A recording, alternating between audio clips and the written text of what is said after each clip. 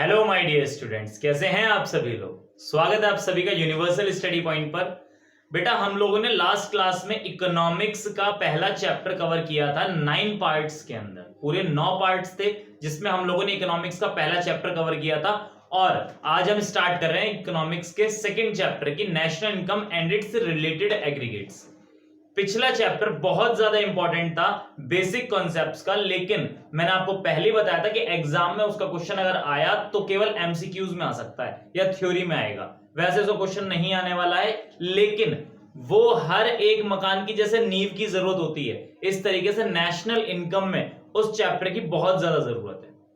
तो my dear, अगर किसी ने वो क्लास ना देखी हो तो यूनिवर्सल स्टडी पॉइंट जो अपना चैनल है, इसके अंदर प्लेलिस्ट में आपको 9 के 9 पार्ट्स आपको मिल जाएंगे। 12th इकोनॉमिक्स के नाम से एक फोल्डर है, उसके अंदर आपको मिल जाएगा। फिर भी अगर किसी को ना मिल पाए तो भैया इस वीडियो के डिस्क्रिप्शन बॉक्स में आपको वहां का लिंक मिल जाएगा, आप वहां से देख सकते हैं। साथ ही साथ, लेकिन लास्ट वीडियो का लिंक मिलेगा 9th वीडियो का, ठीक है जी। साथ ही साथ एक चीज और मैं आपको बता दूं कि मैं ये जो यहां लिखवा रहा हूं, ये सब मेरे पास पीडीएफ है, मेरे अपने नोट्स हैं। ये नोट्स सारे के सारे मैं व्हाट्सएप ग्रुप में शेयर करता हूं। जैसे जैसे पढ़ाता जाता हूं वैसे वैसे व्हाट्सएप ग्रुप में नोट्स शेयर करता जाता हूं। तो मुझे लगता है आप लोगों ने वहां पर पहले नोट्स जो मैंने दिए थे वो आपने मिल गए होंगे आपको, और इस चैप्टर की भी मैं आज शाम तक यहां पर भेज दूंगा, ठीक है जी। हालांकि उससे अलग मैं यहां पढ़ा ही रहा हूं। चलिए जी, हाँ जी। तो हमारा 12th इकोनॉमिक्स मतलब मैक्रो इकोनॉमिक्स जो है आपकी, उसका चैप्टर 2 हम स्टार्ट कर रहे हैं, national income and related aggregate. भैया पहला पार्ट है, ध्यान रखना इस बात का। चलिए जी, तो सबसे पहले एक चीज मैं आपको बता दूं, आपको मैंने पिछली क्लास में फैक्टर इनकम और फैक्टर पेमेंट के बारे में बताया था। मुझे लगता है आपको वो सब चीजें याद है। फैक्टर इनकम और फैक्टर पेमेंट क्या होता था उसका थोड़ा सा रिवीजन करेंगे, उसके बाद हम इसको कंटिन्यू कर पाएंगे। लेकिन उससे पहले हम लोगों को देखना है नेशनल इनकम की डेफिनेशन के बारे में, कि नेशनल इनकम की डेफिनेशन क्या। अल्टीमेटली नेशनल इनकम हम कह किसको रहे हैं, क्या होती है नेशनल इनकम। बेटा, नेशनल इनकम को हम यहां पर डिनोट करेंगे एनएनपी एट एफसी से। ये मैंने पिछली क्लास में भी आपको बताया था, मतलब पिछली क्लास तो नहीं खैर, लेकिन पिछले चैप्टर में मैंने आपको बताया था कि एनएनपी एट एफसी जो होता है नेशनल इनकम को बोलते हैं। नेशनल इनकम होता क्या है, पहले एक देसी भाषा में सुन लो। हालांकि भारत का नक्शा बनाना तो नहीं आता, लगभग ऐसा नक्शा भारत का होता है, करीब करीब ऐसा ऐसा भारत का नक्शा होता है कि नहीं होता है। अब मैं आपसे कह रहा हूं, ये है आपका अमेरिका। ड्राइंग पर मत जाना, टॉपिक पर जाना। पता लगा ड्राइंग के लिए कोई बच्चा कमेंट कर रहा है, सर ड्राइंग आपकी अच्छी नहीं है। मुझे पता है ड्राइंग अच्छी नहीं है। चलिए, ये आपका इंडिया है, ये आपका अमेरिका है। मैं आपसे एक बात कहना चाह रहा हूं कि मान लो यहां पर एक बंदा रह रहा है, उसका बिजनेस जो है, उस बंदे का बिजनेस जो है वो इंडिया में भी है और उसका अमेरिका में भी है। इस बंदे का, मैं कह दूं मिस्टर एक्स की कंपनी इंडिया में भी है और अमेरिका में भी है। नेशनल इनकम का मतलब है कि ये बंदा मिस्टर एक्स इंडिया का रहने वाला होना चाहिए। दूसरी बात क्या है कि इसकी जो बाउंड्रीज हैं, इसके अंदर जो इसने पैसा अर्न किया है, कमाया है, उसको हम नेशनल इनकम बोलते हैं। अगर मैं देसी भाषा में जल्दी से टॉपिक खत्म करना चाहूं तो अब आप कहेंगे सर जो ये पैसा कमाया इसका क्या होगा। बेटा, इसके लिए net factor income from abroad नाम का एक कॉन्सेप्ट है। नेशनल इनकम के एस्टिमेशन में थोड़ा बहुत कैलकुलेशन इसकी भी आती है, जब हम इसको पढ़ेंगे तो डिटेल में इसको कर पाएंगे। लेकिन फिलहाल मैं केवल देसी भाषा में इस चैप्टर को अगर समझाने की कोशिश करूं, या यूं को इस वर्ड को समझाने की कोशिश करूं, तो इंडिया में जो बंदा रहने वाला है, ये ध्यान रखना, रेजिडेंट ऑफ इंडिया, जो यहां का रहने वाला है, वो कमा रहा है इंडिया के अंदर से जो भी पैसा, उसको हम नेशनल इनकम के एस्टिमेशन में लेते हैं। बात समझ में आती है। अब जरा इसकी डेफिनेशन पढ़ते हैं। National income is sum total of factor income. क्या है फैक्टर इनकम, अभी दोबारा फिर रिवाइज कर लेते हैं। earned by a normal resident of a country during period of an accounting year। accounting year का तो याद है मेरे ख्याल से, सभी को बताया था। 1 अप्रैल से शुरू होता है और अगले साल 31 मार्च में खत्म हो जाता है। आपका उसे क्या बोलते हैं, अकाउंटिंग ईयर बोलते हैं। तो एक पूरे के पूरे अकाउंटिंग ईयर में अगर कोई भी नॉर्मल रेजिडेंट इंडिया का, normal resident of a country, पूरे के पूरे अकाउंटिंग ईयर में अगर कमाता है कोई भी फैक्टर इनकम, उसका सम टोटल हम नेशनल इनकम बोलते हैं। अब सर ये फैक्टर इनकम क्या है, आपकी इनकम ना, फैक्टर इनकम तो मैं आपको बता दूं, फैक्टर इनकम आपको मैंने पिछली क्लास में बताई थी, rent, compensation of employees, interest, profit बताया था मैंने आपको कि बहुत ज्यादा इंपॉर्टेंट चीज है, आप आगे पढ़ने वाले हो बेटा, एक पूरा का पूरा मेथड इसके ऊपर बेस है। अभी भी हम इसके बारे में ज्यादा नहीं पढ़ेंगे, थर्ड चैप्टर में इसकी रेलिवेंसी और ज्यादा दिखाई देगी, यहां पर आपको दिख रहा है, लेकिन इसके अलावा बहुत कुछ आपको दिखने वाला है थर्ड चैप्टर में। तो मैं यहां आपको बता दूं, फैक्टर इनकम आपका rent, compensation of employees, interest और प्रॉफिट हुआ करता था। रेंट किसके रिगार्डिंग देते थे? लैंड के रिगार्डिंग। कॉम्पनसेशन ऑफ एम्प्लॉइज किसके रिगार्डिंग देते थे? लेबर के रिगार्डिंग। इंटरेस्ट किसके रिगार्डिंग देते थे? कैपिटल के रिगार्डिंग। प्रॉफिट किसकी वजह से? एंटरप्रेन्योरशिप। याद है, लैंड, लेबर, कैपिटल और एंटरप्रेन्योरशिप, उन चारों के एफजी आप ये चार चीज दिया करते थे। जिसका लैंड होगा उसे आप रेंट दे देते थे, जो लेबर आ रही थी काम करने के लिए उसको आप कॉम्पनसेशन ऑफ एम्प्लॉयज देते थे, जैसे कि आपकी सैलरी हो गई, वेजेस हो गई, ये सब चीज आपकी उसमें आ जाती हैं। इंटरेस्ट आप कैपिटल के अकॉर्डिंग देते थे और प्रॉफिट आप एंटरप्रेन्योर्स को दिया करते थे। चलिए जी, लेकिन वैसे अगर मैं छोटी सी बात करूं, इनकम आपका किस प्रकार से डिवाइडेड है? Income is broadly classified in two parts, factor income या फिर इसे फैक्टर पेमेंट भी बोलते हैं, ट्रांसफर इनकम या ट्रांसफर पेमेंट भी बोलते हैं। मैं फैक्टर इनकम की बात नहीं कर रहा, मैं टोटल इनकम की बात करूं। अगर मैं कहूं इनकम किस तरीके से आपकी डिवाइडेड है, तो बेटा इनकम दो पार्ट्स में होती है आपकी, एक तो फैक्टर इनकम कहलाती है और दूसरा ट्रांसफर इनकम कहलाती है, जिनको हमने एक नाम और दिया, फैक्टर पेमेंट और ट्रांसफर पेमेंट। ये क्या होता है फैक्टर पेमेंट और ट्रांसफर पेमेंट? वैसे तो ये चीज मैंने आपको बता रखी है, लेकिन मैं आपको फिर भी इसके बारे में छोटा सा आइडिया दे देता हूं, दोबारा याद दिला देता हूं। हाउस होल्ड की बात की थी हमने और प्रोड्यूसर की बात की थी अपने पिछले क्लास में। वो जो फ्लो कंसेप्ट मैंने आपको समझाया था, तो वहां पर जो पैसा मूव होता था आपका, उसके अंदर मैंने एक एग्जांपल लिया था कि हाउस होल्ड और प्रोड्यूसर, हाउस होल्ड प्रोड्यूसर को क्या देता है? हाउस होल्ड प्रोड्यूसर को देता है लेबर, मैं फिलहाल लेबर की बात कर रहा हूं। लेबर हाउस होल्ड ने प्रोड्यूसर को दे दी और बदले में प्रोड्यूसर क्या देता था? इसको सैलरी देता था। सैलरी को हमने यहां क्या नाम दिया? कॉम्पनसेशन ऑफ एम्प्लॉइज, ये नाम दिया। ये आपकी दो चीजें हैं, हाउस होल्ड प्रोड्यूसर को देती थी लेबर और प्रोड्यूसर क्या देता था? Compensation of employees. एक ही चीज के दो नाम।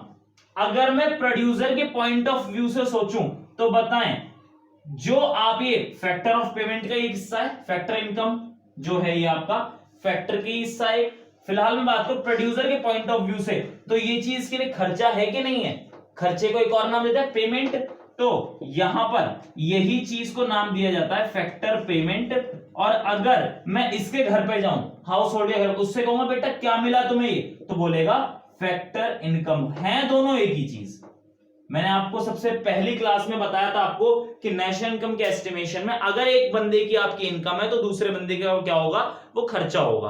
तो आप इससे नेशनल इनकम के एस्टिमेशन कर पाएंगे। तो यहां पर फिलहाल है दोनों एक ही चीज, बस क्या प्रोड्यूसर के पॉइंट ऑफ व्यू से फैक्टर पेमेंट कह दिया उसको और हाउस होल्ड के पॉइंट ऑफ व्यू से फैक्टर इनकम कह दिया उसको। ये हमने पिछली क्लास में डिस्कस किया था जी, बिल्कुल किया था। चलिए तो थोड़ा सा आगे चलते हैं, आज की क्लास थोड़ी सी स्टार्ट करेंगे। एक दो वर्ड ये और समझाने, फैक्टर इनकम फैक्टर पेमेंट मैं आपको बता ही दिया, रेंट, कॉम्पनसेशन ऑफ एम्प्लॉइज और उसके बाद इंटरेस्ट और प्रॉफिट, ये आपका क्या हुआ करता था?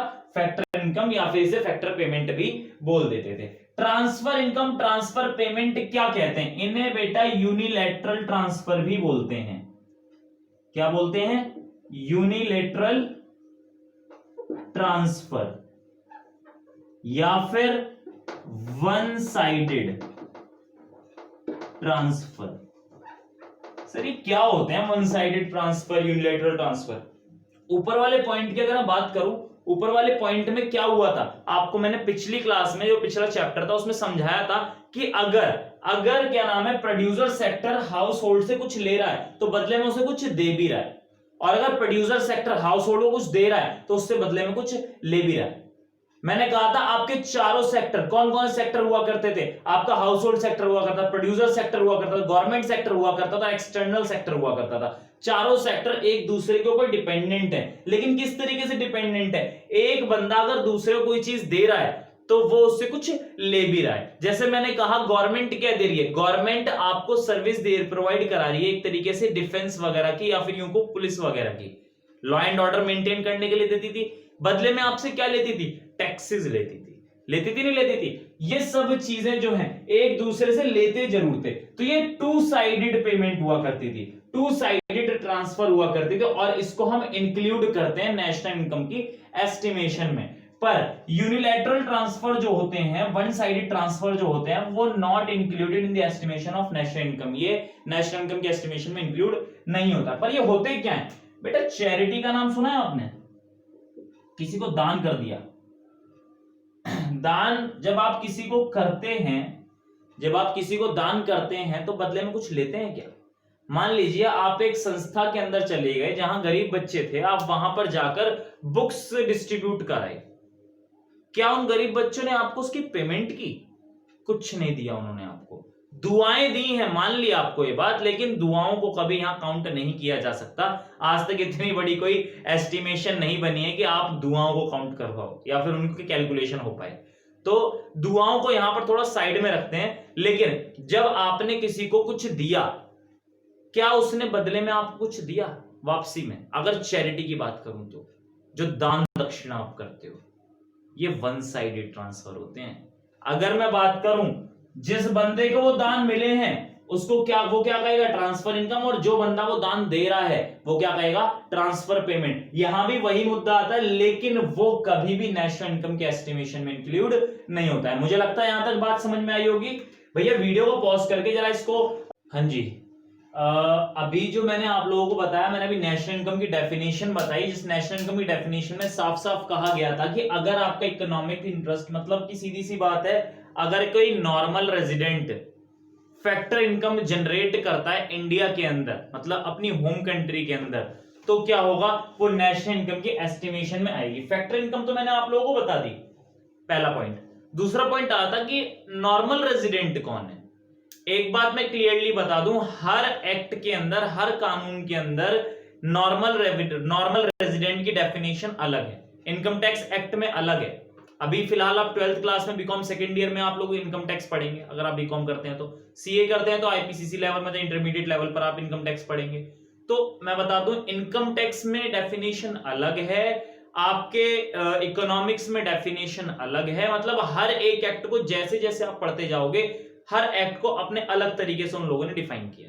आपको एक्ट के हिसाब से पढ़ना है। यहां मुझसे कोई ये ना कह दे कि इनकम टैक्स में तो 182 डेज वाला कॉन्सेप्ट था, यहां क्यों नहीं है वो एप्लीकेबल। बात समझ में आती है, वो अलग कानून है, ये अलग कानून है, ठीक है। तो आज स्टार्ट करते हैं। नॉर्मल रेजिडेंट क्या होता है बेटा, इकोनॉमिक्स के हिसाब से आपका नॉर्मल रेजिडेंट क्या होता है, इसकी डेफिनेशन यहां आपको दे रखी है। A person who ordinarily resides in our country, ordinarily resides मतलब जो मूल रूप से इंडिया में रह रहा है, जो मूल रूप से इंडिया में रह रहा है, and whose economic interest lies in that country, जिसका इकोनॉमिक इंटरेस्ट मतलब पैसों से संबंधित जो लेन देन है वो कहां लाए है, वो कंट्री में लाए हो रही है। इकोनॉमिक लेन देन मतलब मैं कह दूं बिजनेस उसका हो, या उसकी फैक्ट्री यहां खुली हुई हो, या वो यहां सर्विस करता हो, या कुछ भी काम कर रहा हो, उसका इकोनॉमिक इंटरेस्ट कहां है, वो होम कंट्री में। जैसे कि मैं टीचिंग कर रहा हूं, मैं कहां कर रहा हूं, मैं इंडिया के अंदर ही तो कर रहा हूं, तो मेरा इकोनॉमिक इंटरेस्ट कहां है, मेरा इकोनॉमिक्स इंटरेस्ट इंडिया के अंदर है। बात समझ में आती है। इकोनॉमिक इंटरेस्ट मतलब आप तो कुछ भी कमा रहे हैं, कैसे भी कमा रहे हैं, आपका इनकम सोर्स अगर इंडिया से जुड़ा हुआ है तो आपका क्या है, इकोनॉमिक इंटरेस्ट कहलाता है, ठीक है जी। तो आपके दो वर्ड सामने है, ऑर्डिनरीली रिजाइड्स और इकोनॉमिक इंटरेस्ट। तो ऑर्डिनरीली रिजाइड्स और इकोनॉमिक इंटरेस्ट को फर्दर इलैबोरेट किया है कि ऑर्डिनरी, हर चीज नोट्स के अंदर है, जो मैंने नोट्स व्हाट्सएप ग्रुप में शेयर करने वाला हूं, आज शाम को शेयर कर दूंगा। जो जो बच्चे अभी तक ऐड नहीं हुए हैं सब उसमें व्हाट्सएप ग्रुप में ऐड हो जाएं, मैं वहां आपको वीडियो सेंड करने वाला हूं, ठीक है जी। ऑर्डिनरीली रिजाइड्स क्या है, living 1 or more years in that country, अगर 1 साल या उससे ज्यादा आप इंडिया के अंदर, मैं फिलहाल इंडिया की ही बात कर रहा हूं, अगर आप इंडिया के अंदर 1 साल या उससे ज्यादा रहते हैं तो आप क्या कहलाते हैं, ऑर्डिनरीली रिजाइड्स। मैं क्या हूं, मैं ऑर्डिनरी रेजिडेंट्स हूं कि नहीं हूं, मैं तो ऑर्डिनरी रेजिडेंट्स ही हूं, फॉरेन ही नहीं गया कभी, तो क्या हुआ, ऑर्डिनरी रेजिडेंट्स हूं। आप लोग क्या है भैया, कोई मान लो विदेशी आदमी सिटीजनशिप अलग है, ध्यान रखना इस बात का। सिटीजनशिप को आप नॉर्मल रेजिडेंट से मत जोड़ना। मैं इस बेस पर आपको एक एग्जांपल बताता हूं। मैं कह रहा हूं कि मैं कौन हूं, जो यहां इंडिया में पैदा हुआ, मैं चला गया विदेश, मेरी नौकरी लग गई, मैं कह रहा हूं चलो मेरी अमेरिका में जॉब लग गई, मैं अमेरिका चला गया और अमेरिका में ही रहने लगा, 3 साल 4 साल 5 साल मैं अमेरिका में ही रहा, इंडिया में आया ही नहीं। मैं कहां इनकम जनरेट कर रहा हूं? मैं अमेरिका में इनकम जनरेट कर रहा हूं। क्यों? क्योंकि मेरी सर्विस वहां पर है। बात समझ में आ रही है? तो मेरा इकोनॉमिक इंटरेस्ट कहां लाए हो रहा है? मेरा इकोनॉमिक इंटरेस्ट अमेरिका में लाए हो रहा है। मैं नॉर्मल रेजिडेंट कहां का हूं? मैं नॉर्मल रेजिडेंट अमेरिका का हूं। क्यों? क्योंकि 1 साल से ज्यादा मैं कहां रह चुका हूं? मैं अमेरिका में रह चुका हूं। भले सिटीजनशिप मेरे पास इंडिया की हो, भले वहां पर मेरे पास वीजा ना हो, मतलब सॉरी सिटीजनशिप ना हो, मैं वहां वीजा को बार बार रिन्यू कराता रहा हूं। ये आपको शायद पता होगा, तो कॉमन सेंस है कि अमेरिका में अगर आपको चाहिए सिटीजनशिप, तो या तो वहां के रेजिडेंट के साथ आपको शादी करनी होगी, आपको वैसे वहां की सिटीजनशिप नहीं मिलेगी। आप वहां जाएंगे, अगर आपको वहां जॉब करनी है तो आपको वीजा रिन्यू कराना पड़ता है वहां पर प्रॉपर, कि भैया हम इतने टाइम के लिए यहां रुकने वाले हैं। ठीक है जी। तो ये जो स्थिति है वहां पर यही होने वाली। इसी की तरह वाइस वर्सा ये भी कह दो कि मान लो विदेशी आदमी इंडिया के अंदर जॉब करने लगा के, और वो 1 साल से ऊपर इंडिया में रह रहा है, उसके पास इंडिया की सिटीजनशिप तो नहीं है, लेकिन नॉर्मल रेजिडेंट वो इंडिया का है। क्यों? क्योंकि वो ऑर्डिनरीली रिजाइड्स यहां कर रहा है। मैंने सिटीजनशिप का नाम नहीं लिया, ऑर्डिनरी रिजाइड्स में साफ साफ लिखा है कि वो रह रहा है 1 साल या उससे ज्यादा दैट कंट्री के अंदर, इंडिया के अंदर 1 साल या उससे ज्यादा रह रहा है। ये नहीं कहा यहां पर कि सिटीजन भी होना चाहिए, वो सिटीजन का नाम नहीं लिया, जबकि हमारे इनकम टैक्स एक्ट में सिटीजन का भी नाम लिया गया है। इसलिए मैं बोल रहा हूं बाकी सब कानूनों को साइड में रख देना और तब इकोनॉमिक्स की डेफिनेशन पढ़ना। बात समझ में आती है? तो फिलहाल अगर मान लो विदेशी आदमी भी यहाँ 1 साल से ज्यादा रहता है और यहाँ जॉब कर रहा है, तो वो भी यहाँ का नॉर्मल रेजिडेंट कहलाएगा। चलिए जी, ये तो थी आपकी ऑर्डिनरी रिजाइड्स की। अब भाई बात है इकोनॉमिक इंटरेस्ट की। इकोनॉमिक इंटरेस्ट का मतलब क्या? He conducts his economic transactions related to production, consumption और इन्वेस्टमेंट। प्रोडक्शन मतलब आप व्यापार कर रहे हैं, कुछ चीज प्रोड्यूस कर रहे हैं। कंजम्पशन मतलब आप चीजों को कंज्यूम कर रहे हैं। कंज्यूम मतलब भाई कैसे भी कंज्यूम करो, रॉ मटेरियल खरीद लिया आप वैसे कंज्यूम कर लो, आप यहीं रहने लगे, यहीं खाने लगे खरीद खरीद के, तो भैया तब भी तो आप इकोनॉमिक इंटरेस्ट ही पैदा कर रहे हो, क्योंकि आप खरीद रहे हो तो आप किसी ना किसी को पेमेंट कर रहे हो। पेमेंट क्या कर रहे हो? इंडिया के अंदर कर रहे हो। तो इंडिया की फैक्टर इनकम बढ़ी कि नहीं बढ़ी? तो इसलिए क्या हुआ, यहाँ पर कंजम्पशन भी यहाँ पर इंक्लूड हो। साथ साथ इन्वेस्टमेंट। इन्वेस्टमेंट मतलब मैंने पिछली क्लास में भी आपको बताया था कि जब आप पैसा लगा देते हैं कहीं पर, आपके पास पैसा होता है एक्स्ट्रा इनकम जनरेट करने के लिए। बैंक में एफडी करा लो, सॉरी आप जमीन खरीद लो, या आपके शेयर मार्केट खरीद, शेयर्स में पैसा लगाओ इंडियन कंपनी के अंदर, बॉन्ड्स खरीद लो, गवर्नमेंट सिक्योरिटीज खरीद लो, कोई ऐसी चीज खरीद लो, सोना खरीद लो, गोल्ड, मतलब कुछ भी ऐसा पैसा जहां लगा लो जहां से पैसा आपके बढ़ने के चांसेस होते हैं, उसको इन्वेस्टमेंट बोलते हैं। ठीक है जी, इन दैट कंट्री। तो इकोनॉमिक इंटरेस्ट क्या कहा गया है कि related to production, consumption, investment in that country, उसको हमने इकोनॉमिक इंटरेस्ट कहा है। एक साफ सीधी सरल भाषा में कहूं तो पैसों से संबंधित जो भी आप काम कर रहे हैं इंडिया के अंदर अगर, तो आप क्या इकोनॉमिक इंटरेस्ट कहलाएंगे। ठीक है जी। तो आपकी अगर ये 2 चीजें, 2 शर्तें आपकी फुलफिल हो रही हैं, तो आप क्या कहलाते हैं? आप नॉर्मल रेजिडेंट कहलाते हैं। बात समझ में आती है? चलिए जी बेटा, 2 डेफिनेशन देने के बाद भी ना कुछ समस्याएं हमारे सामने आई। कुछ समस्याएं क्या आई हमारे सामने? वो ये आई हैं कि आपकी मतलब अगर कई लोग तो ऐसे होते हैं जो ऑर्डिनरीली रिजाइड्स की और इकोनॉमिक इंटरेस्ट की कंडीशन को सेटिस्फाई करते हैं, पर फिर भी हम उन्हें नॉर्मल रेजिडेंट नहीं कह सकते, और कई लोग इनको सेटिस्फाई नहीं करते, मजबूरी की वजह से विदेश में है, या इंडिया के ही किसी मेजर काम की वजह से विदेश में है। तो ऐसा तो नहीं है ना कि मतलब इंडिया के काम की वजह से उस बेचारे को हमने विदेश में भेजा। मान लो एक सरकारी आदमी को गवर्नमेंट ने सरकारी काम के लिए विदेश भेज दिया और उसे 1 साल से ऊपर हो गया, तो आप उसे नॉर्मल रेजिडेंट काउंट नहीं करोगे, क्योंकि उसने तो आपकी ये कंडीशन फुलफिल नहीं की। ऐसा नहीं करेंगे। इसलिए आपके कुछ पॉइंट्स यहां दे दिए गए कि इन दोनों शर्तों के अलावा भी कुछ लोग इंक्लूडेड हैं और कुछ लोग एक्सक्लूडेड हैं। Included in the sense in दोनों शर्तों के अलावा भी इन लोगों को साफ साफ कह दिया कि ये लोग फिर भी आपके नॉर्मल रेजिडेंट कहलाएंगे, चाहे शर्त फुलफिल हो चाहे ना हो। और ये एक्सक्लूड किसकी कर रखा है कि ये वो लोग हैं जो चाहे ये शर्तें पूरी कर दें फिर भी नॉर्मल रेजिडेंट नहीं कहलाएंगे। बात समझ में आती है? एक एक करके इन चीजों को पढ़ते चलते हैं और उसके बाद इसको आगे आज ओवर करेंगे। आज मैं इसी को कंप्लीट कराने वाला हूं। मुझे लगता नहीं शायद ये पूरा हो पाएगा, बहुत बड़ा है ये, मैंने पूरा लिख दिया, हालांकि पूरा करने की कोशिश करूंगा इसको।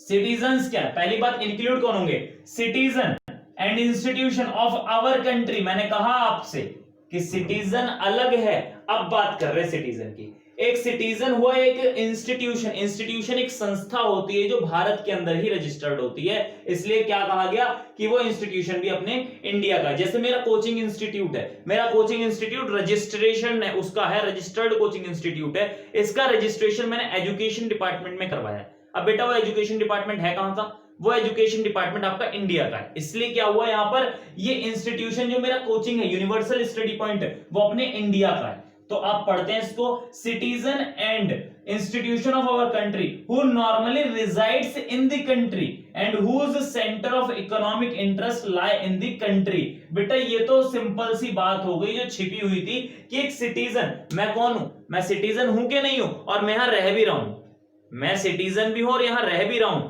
तो हम क्या है? हम नॉर्मल रेजिडेंट कहलाएंगे। साथ ही साथ मेरा इंस्टीट्यूट जो अकाउंटेंसी पढ़ रहे हैं 11th क्लास में जो मुझसे पढ़े थे उनको पता होगा कि इंस्टीट्यूट को मैंने वो बाइफरकेट करवाया था। ये एक सेपरेट लीगल एंटिटी है क्योंकि इसका रजिस्ट्रेशन हुआ है, उसको अलग मान्यता प्राप्त है, मुझे अलग मान्यता प्राप्त है, मेरे को सिटीजनशिप है और उनको रजिस्ट्रेशन नंबर दिया हुआ है। बात समझ में आती है? उनकी अपनी अलग वैल्यू है।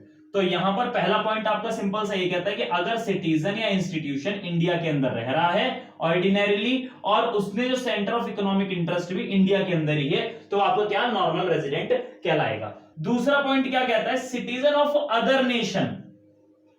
इस सिटीजन को यहां पर इसकी वजह से इसको यहां डाला गया है, ध्यान रखना इस बात को।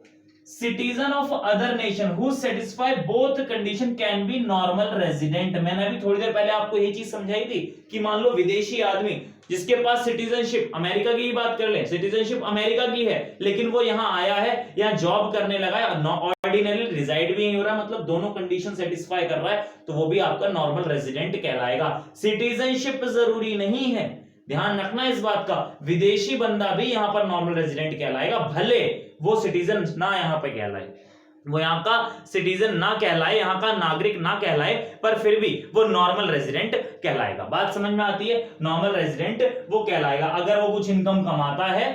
नॉर्मल रेजिडेंट मतलब वो विदेशी आदमी इंडिया में रहकर कुछ इनकम कमाता है, वो नेशनल इनकम में हम जोड़ेंगे। बात समझ में आती है?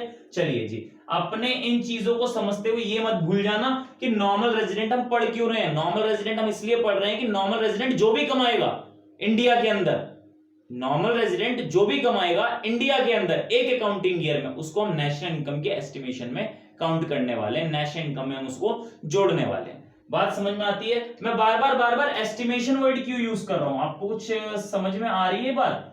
एस्टिमेशन वर्ड क्यों यूज कर रहा हूं? क्योंकि बेटा आप इंडिया लेवल की या मैं कहूं पूरे देश की आप एग्जैक्ट इनकम नहीं निकाल सकते, आप अंदाजा ही लगा सकते हैं, ठीक है जी। और एस्टिमेशन का मतलब अंदाजा होता है, आप अंदाजा लगाते हैं कि लगभग इंडिया की हमारी इतनी इनकम है। अब एक बात बताएं, हमारे मोदी जी बार बार कहते हैं हमारे इंडिया की पॉपुलेशन 130 करोड़ है, क्या आपको पता है एग्जैक्ट 130 करोड़ है? इतनी अच्छी तो कैलकुलेशन इंडिया में नहीं कर पाते वो। हाँ, ये अंदाजा है कि ये एस्टिमेटेड फिगर है, 130 करोड़ से ऊपर भी हो सकती है थोड़ी सी, 130 करोड़ से नीचे भी हो सकती है थोड़ी सी, वो ऊपर नीचे हो सकता है, लेकिन लगभग 130 करोड़ ऐसा डिसाइड कर दे कि हाँ ये हमारा यहां तक फाइनल है। बात समझ में आती है? तो एस्टिमेशन इसलिए बोलता हूं मैं।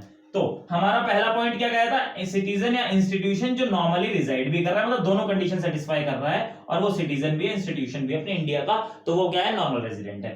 अगर सिटीजन नहीं है, मतलब सिटीजन दूसरे देश का है और अगर वो दोनों कंडीशन सेटिस्फाई कर रहा है, तो भी वो आपका रेजिडेंट कहलाएगा, सॉरी नॉर्मल रेजिडेंट कहलाएगा। मैं इन दोनों पॉइंट को और जोड़ना चाहूं, जोड़ सकता हूं, बिल्कुल जोड़ सकता हूं। Citizen of our country and other country, if they satisfy both the conditions then they are normal resident. दोनों को जोड़ सकता हूं, बात समझ में आती है। तीसरा पॉइंट क्या कहता है, citizen of our country working in international organisation foreign embassy located in our country. भैया अलग अलग चीज है, फॉरेन एम्बेसी अलग है और इंटरनेशनल ऑर्गेनाइजेशन अलग है। इंटरनेशनल ऑर्गेनाइजेशन कौन सी है बेटा, situated located in our country, इसको थोड़ा समझना। Located in our country, international organisation, आपके आईएमएफ का नाम सुना है, international monetary fund, world bank का नाम सुना है, अरे क्या ना यूएनओ तो सुना ही होगा, यूनाइटेड नेशंस ऑर्गेनाइजेशन। ये कुछ ऐसी संस्थाएं हैं जो इंटरनेशनल लेवल पर काम करती हैं। मैंने आपको बताया कि मान लीजिए हमारा आपस में, मैं कह रहा हूं मैं हूं और मेरा पड़ोसी है, मेरा उसका झगड़ा हो गया आपस में, तो इसकी सुनवाई कहां होती है, कोर्ट में। और ये कोर्ट कहां है, हमारे कचहरी के अंदर। मान लो एक स्टेट का दूसरे स्टेट से झगड़ा हो जाए, स्टेट मतलब राज्य छोटे छोटे होते हैं जहां के सीएम होते हैं, चीफ मिनिस्टर, इनका आपस में झगड़ा हो जाए तो इनकी सुनवाई कौन करेगा, इनकी सुनवाई सुप्रीम कोर्ट करेगा, सबसे बड़ा कोर्ट जो है। आप लोगों ने सब इकोनॉमिक्स सॉरी उसमें बीएसटी में पढ़ने वाले हो, जो आपका चैप्टर है अब इस बार आपका मिलेगा कंज्यूमर प्रोटेक्शन एक्ट, उसके अंदर आप पढ़ेंगे कि आपके 3 लेवल होते हैं, district court, high court, supreme court. Supreme court सबसे बड़ा कोर्ट होता है और सबसे छोटा होता है डिस्ट्रिक्ट कोर्ट। लेकिन एक जो मैं आपको प्रैक्टिकली बता दूं, डिस्ट्रिक्ट कोर्ट से भी छोटा एक कोर्ट होता है, एक लोकल कोर्ट होता है। आपको अगर कोई केस करना है किसी के ऊपर तो आप ऐसे डिस्ट्रिक्ट कोर्ट में नहीं कर पाओगे, आपको पहले लोकल कोर्ट में अप्लाई करना होगा। आप अगर लोकल कोर्ट में हार गए तो आप डिस्ट्रिक्ट कोर्ट में अप्लाई कर सकते हैं। मतलब डिस्ट्रिक्ट कोर्ट वो कोर्ट होता है जो पूरे डिस्ट्रिक्ट का एक होता है। जैसे मैं मेरठ का रहने वाला हूं तो पहले अगर मुझे केस करना है तो मैं लोकल कोर्ट करना पड़ेगा। छोटे छोटे कई सारे कोर्ट्स होते हैं कचहरी के अंदर। अगर मैं उनमें हार गया तो फिर मैं कहां जाऊंगा, वहां पर एक अलग सी बिल्डिंग बनी हुई है, बड़ी नई सी बिल्डिंग है, उस बिल्डिंग के अंदर जो मेरठ के आसपास के पता होगा वहां जो कचहरी में गए होंगे, उस बिल्डिंग में आपका डिस्ट्रिक्ट कोर्ट है, पूरे मेरठ का केवल वही डिस्ट्रिक्ट कोर्ट है। आप वहां अप्लाई करें और वहां पे अपील करें, वहां पर आप केस लड़ें। अगर मान लीजिए आप वहां भी हार गए तो फिर आप करेंगे हाई कोर्ट में अप्लाई। हाई कोर्ट पूरे एक स्टेट में एक होता है, दिल्ली का अलग है, यूपी का अलग है, महाराष्ट्र का अलग है, सबके अलग अलग है। यूपी का कहां है, यूपी का आपका लखनऊ के अंदर, बात समझ सॉरी इलाहाबाद के अंदर है, बात समझ में आती है। इलाहाबाद में आपका हाई कोर्ट हो गया। अब हाई कोर्ट में भी आप हार गए अगर, तो आप कहां अप्लाई करेंगे, आप सुप्रीम कोर्ट में अप्लाई करेंगे। सुप्रीम कोर्ट कहां होता है, सुप्रीम कोर्ट होता है जो हमारी कैपिटल होती है, पूरी इंडिया की कैपिटल कहां है, दिल्ली। दिल्ली के अंदर आपका सुप्रीम कोर्ट हुआ, आप वहां अप्लाई करेंगे। अगर वहां आप हार गए फिर भैया आप ही कहीं सुनवाई। ये तो इंडिया में ज्यूरिसडिक्शन चलता है। लेकिन मान लीजिए आपस में देशों में झगड़ा होगा, मान लीजिए इंडिया पाकिस्तान का झगड़ा हो गया, आए दिन चलता रहता है। मान लीजिए इंडिया पाकिस्तान का आपस में झगड़ा हो गया, इंडिया ने हम पे मतलब इंडिया ने उन पे बम गिरा दिया, उनने हम पे बम गिरा दिया, बात समझ रहे हो, ऐसा हो जाता है झगड़ा। भैया चाइना और क्या नाम पे अमेरिका में आजकल बहुत ज्यादा मतलब वार चलने की चांसेस है कोरोना के चक्कर में। तो उस केस में क्या स्थिति है, ये मान लो 2 देश आपस में झगड़ा करने लग गए तो क्या होगा। अगर 2 देश आपस में झगड़ा करने तो इनकी सुनवाई कहां होगी, क्योंकि हमारे कोर्ट तो बहुत छोटे हैं।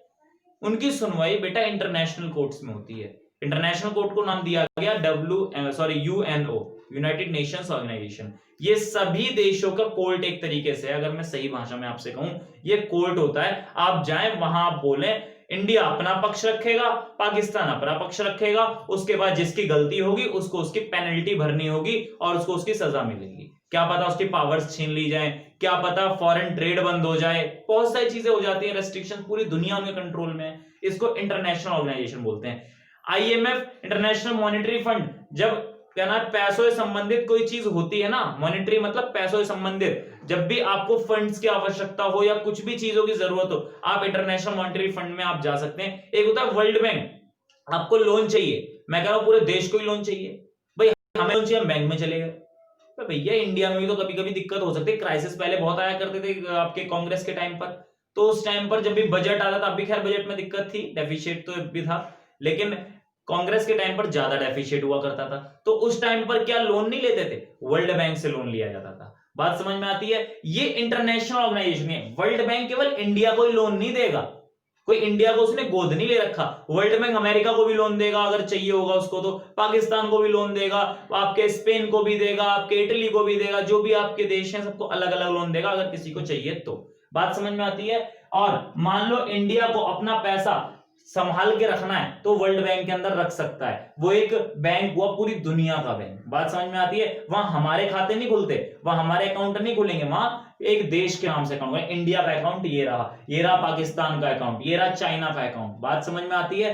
तो ये इंटरनेशनल ऑर्गेनाइजेशन होती है। तो हो सकता है भाई इंटरनेशनल ऑर्गेनाइजेशन भी तो कहीं ना कहीं खुलेंगी। ये तो है नहीं कि भाई पूरी दुनिया का इंटरनेशनल ऑर्गेनाइजेशन कहीं हमने चांद पे खोल दिया, ऐसा तो है नहीं। वो किसी ना किसी देश में खुलेंगी। हो सकता है ऐसी कोई ऑर्गेनाइजेशन आपके इंडिया में खुल गई हो, ऐसी कोई इंटरनेशनल ऑर्गेनाइजेशन, फिलहाल मैं एम्बेसी की बात नहीं कर रहा, मैं कह रहा हूं ऐसी कोई इंटरनेशनल ऑर्गेनाइजेशन आपके इंडिया में खुल गई हो।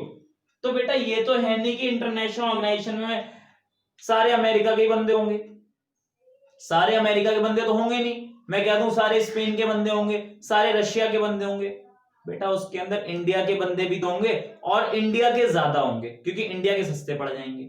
बाहर से यहां बुलाओगे उन्हें मोटी रकम देनी पड़ेगी, लेकिन अगर इंडिया का रखोगे तो भैया लोकल बंदा है उठा के आ जाएगा अपनी मोटरसाइकिल उठा के।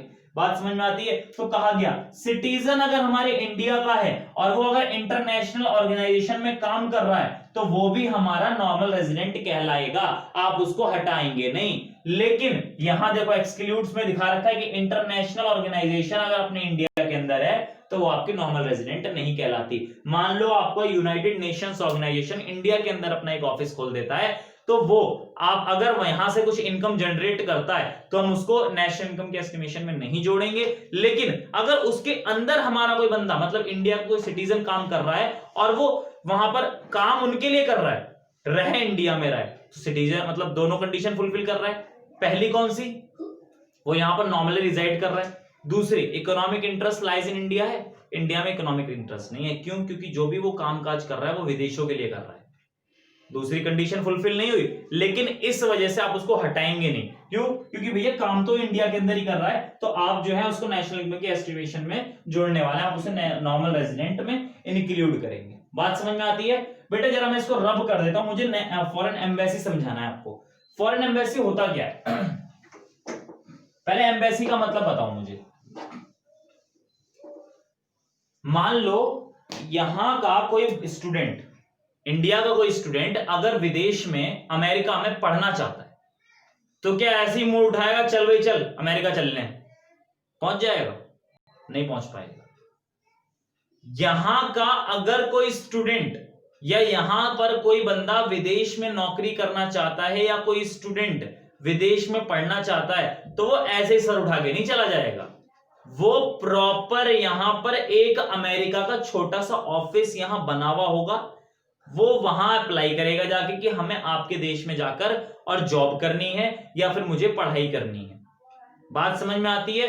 फिर उसके बाद यहां के जो अमेरिका का जो ऑफिस है वो अमेरिका में कांटेक्ट करेगा कि ऐसे ऐसे ये फलाना बच्चा आना चाहता है, क्या मैं इसे भेज दूं? अमेरिका अगर परमिशन देगा तो वो यहां से उसका वीजा तैयार करवाएंगे और सीधा रवाना कर देंगे। हर बंदे की खबर होती है इंडिया को कि हमारे कितने बंदे विदेश में गए हैं, और विदेशियों को भी ये बात पता होती है कि विदेश मतलब इंडिया के कितने बंदे हमारे देश में आए हैं। बात समझ में आती है? मैं आपको एक चीज इस तरीके से समझाना चाहूंगा। जैसे मान लो ये क्या है? ये है इंडिया, ये क्या है? ये है अमेरिका, ये क्या है? ये है चाइना। मैं आपको बता दूं, मैं फिलहाल सारे देश नहीं बना रहा हूं, मैं केवल गोले गोले के तौर पर 3 देश मैंने यहां खड़े किए हैं। मैं कह रहा हूं इंडिया के अंदर एक छोटा सा अमेरिका भी होगा, इंडिया के अंदर ही एक छोटा सा चाइना भी होगा, इंडिया के अंदर ही एक छोटा सा पाकिस्तान भी होगा, इंडिया के अंदर ही एक छोटा सा रशिया भी होगा, इंडिया के अंदर ही एक छोटा सा इंग्लैंड भी होगा। इस टाइप के जितने भी पूरी दुनिया में देश हैं वो सबके सब छोटे छोटे छोटे छोटे से इंडिया के अंदर होंगे। और छोटे कितने? बेटा एक छोटा सा ऑफिस होता है, जितना बड़ा मेरा ये रूम, आप रूम नहीं देख पाओगे, जो मेरे कोचिंग के अंदर आया हो, मतलब जितना मेरा कोचिंग का एक रूम होता है ना जिसमें मैं क्लास देता हूं, लगभग उतना ही बड़ा होगा, इससे बड़ा नहीं होता। मतलब वहां केवल एक बंदा बैठा होता है, मतलब विदेशी, और बाकी 2-3 बंदे वहां आसपास बैठे होते हैं। जैसे लोकल बंदा आ जाता है वहां काम करने का, स्वीपर आ गया, साफ सफाई करने वाला आ गया, या फिर आपका वहां पर थोड़े टाइपिंग वाइपिंग वाले बंदे आ गए, तो वो थोड़ी ना अमेरिका से बुलाए जाएंगे, वो तो इंडिया से ही बोलो कर लिए जाएंगे। बात समझ रहे हैं? 2-3-4 जने वहां बैठे होते हैं और वो बस कुछ काम नहीं करते, वो केवल अमेरिका का, मैं कह दूं अमेरिका की अगर एम्बेसी है तो केवल अमेरिका का काम करेगी। उसका काम केवल इतना है कि अगर इंडिया को अमेरिका से डायरेक्ट संपर्क करना है तो वो कहीं और नहीं जाएगा, वो सीधा अमेरिकन एम्बेसी में जाएगी इंडिया, और उससे कहेगी हाँ भाई चल अपने देश में कांटेक्ट कर, मिला अपने मालिक को फोन। बात समझ रहे हैं? अमेरिका में क्या है, अमेरिका में एक छोटा सा टुकड़ा, मतलब एक छोटा सा ऑफिस होगा किसका, इंडिया का, एक छोटा सा ऑफिस होगा चाइना का, एक छोटा सा ऑफिस होगा रशिया का, एक छोटा सा ऑफिस होगा इंग्लैंड का। इस तरीके सभी देशों के यहां भी ऑफिस होंगे, और वही हाल चाइना में होगा। यहां पर भी इंडिया का एक ऑफिस होगा, अमेरिका का होगा, पाकिस्तान का होगा, रशिया का होगा, इंग्लैंड का होगा। इस तरीके से इनके पास भी होंगे। बात समझ में आती है? सबके पास अपने अलग अलग ऑफिस हैं। अब मान लीजिए इंडिया का ये बंदा विदेश में पढ़ने जाना चाहता है, वो क्या करेगा, वो अमेरिका में जाके कांटेक्ट करेगा यहाँ अमेरिकन एम्बेसी के पास कि भाई साहब मुझे पढ़ना है। ये सीधा फोन मिलाएगा अमेरिका के पास, किसी और के पास नहीं, सीधा अमेरिका के पास कि भाई साहब ऐसे ऐसे ये लड़का आना चाहता है आपके पास पढ़ने के लिए। अमेरिका ने कहा ठीक है भेज दे। अब ये बंदा क्या हुआ, ये यहां से मूव कर गया यहां अमेरिका में और यहां रहने लगा। मान लो इसे यहां कोई प्रॉब्लम होती है, इससे कोई प्रॉब्लम होती है तो कहते नहीं कि दूर अगर कोई रहता है तो वो भाई के समान ही होता है। इसको अगर कोई प्रॉब्लम होती है ना तो बेटा वो इंडिया नहीं आएगा, मोदी जी से बात नहीं करेगा, बल्कि वो भगा भगा अमेरिका में ही एक छोटा सा इंडिया भी होगा, एक छोटा सा ऑफिस इंडिया का भी होगा अमेरिका के अंदर ही से, इंडियन एम्बेसी बोलते हैं। ये वहां जाएगा और अपनी प्रॉब्लम बताएगा।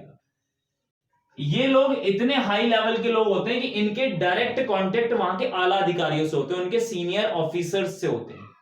जैसे ये अमेरिका का बंदा है, इसके डायरेक्ट संपर्क मोदी जी से होंगे, ऐसे यहां इंडिया का जो एम्बेसी है, इंडिया की एम्बेसी के डायरेक्ट संपर्क अमेरिकन प्रेसिडेंट से होंगे, आपके ट्रंप साहब जो हैं ये।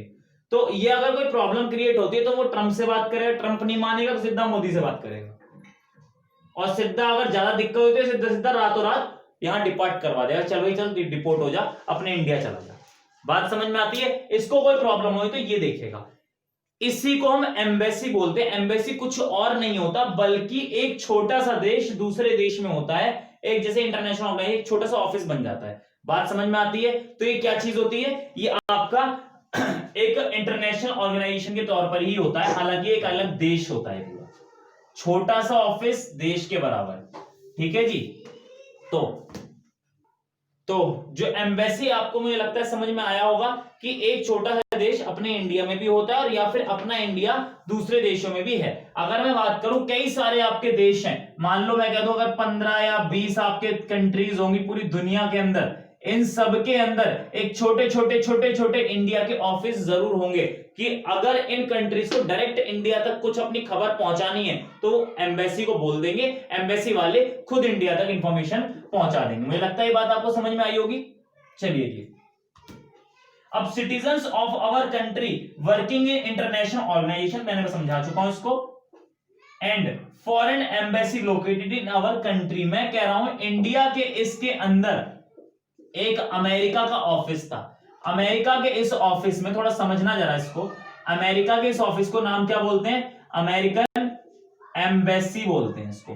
ठीक है जी। अमेरिकन एम्बेसी में एक ये चेयर पड़ी हुई है जिसपे एक अमेरिका का बंदा बैठा हुआ है और यहां पर दो बंदे और काम कर रहे हैं, एक टाइपिंग कर रहा है कंप्यूटर के ऊपर, एक कंप्यूटर के ऊपर टाइपिंग कर रहा है, और एक स्वीपर है जो झाड़ू मार रहा है।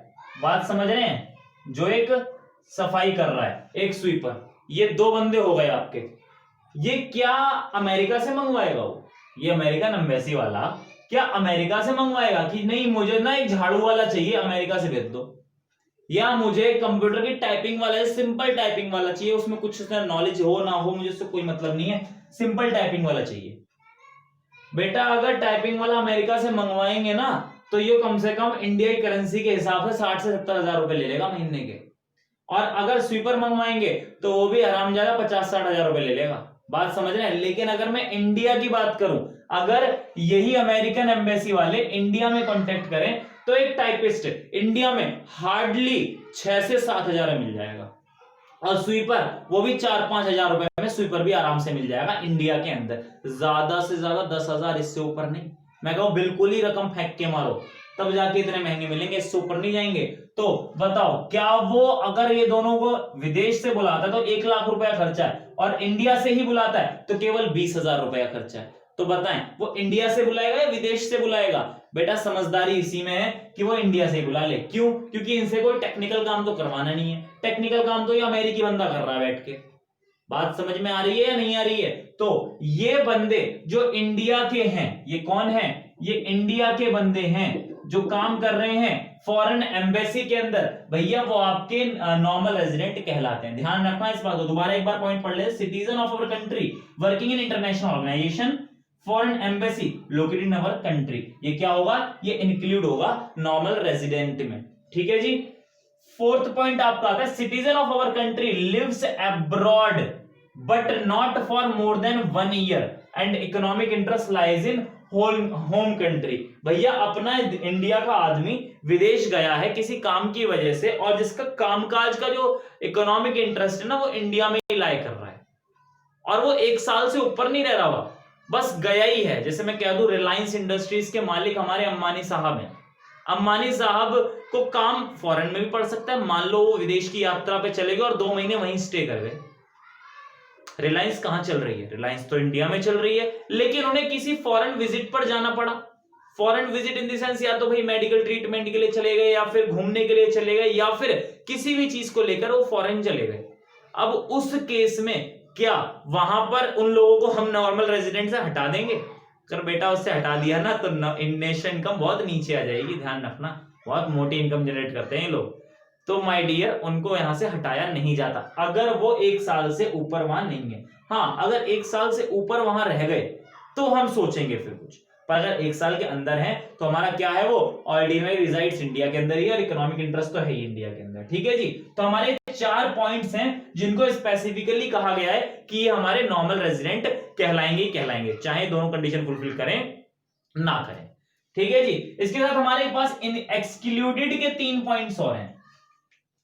Foreigners visit our country for travelling, holiday, medical treatment etcetera. कोई विदेशी आदमी यहाँ घूमने आया है, या फिर वो यहां पर हॉलीडे पर्पस से आया, मेडिकल ट्रीटमेंट के लिए आया है, और मान लो वो 1 साल से ऊपर रह गया।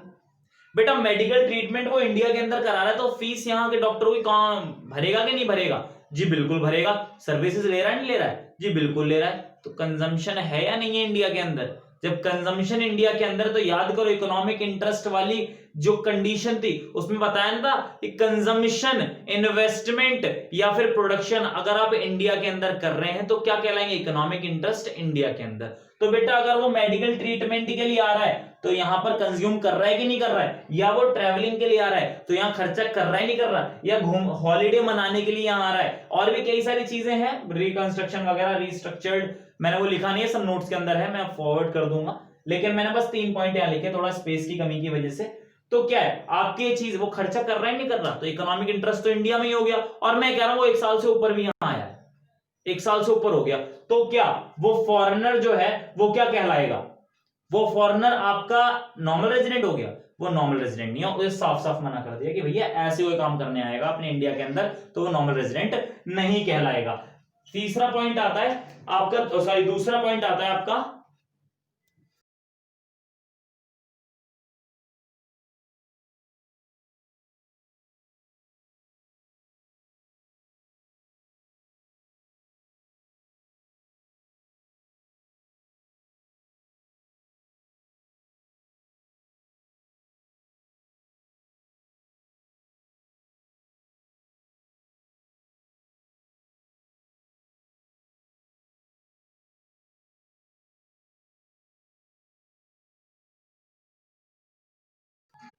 हमारा जो है सेकंड पॉइंट क्या कहता है, ऑफिशियल डिप्लोमेट्स या member of arm force of foreign country posted in India. मान लो कोई ऐसी प्रॉब्लम हो जाए, छोटी सी बात समझ लो, मान लो चाइना ने इंडिया पे हमला ही कर दिया और इंडिया को अमेरिका की फौज की जरूरत पड़ गई।